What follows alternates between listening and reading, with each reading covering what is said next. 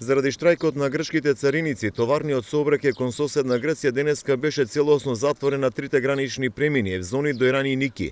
На граничниот премин Евзони денеска се пропуштаа на изменично патнички моторни возила, но мораше да се чека најмалку 1 час. Македонците беа информирани за штрајкот на грчките цариници, но не и странците кои транзитираа преку Македонија за соседна Грција.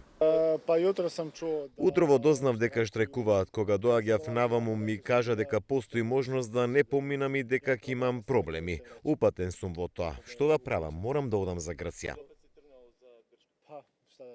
Нема да ја поминам.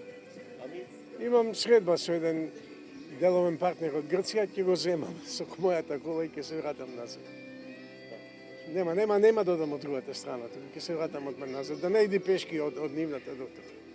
Не, немам представа. Немам представа, прв пат слушам од вас. Наредните 2 дена ќе штрекуваат. Па ништо, пропаднав. Не.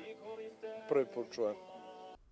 Најмалку 20 на камиони чекаа за влез во соседна Грција. Според протоколот за работа се пропушта само камионите со лесно расиплива стока.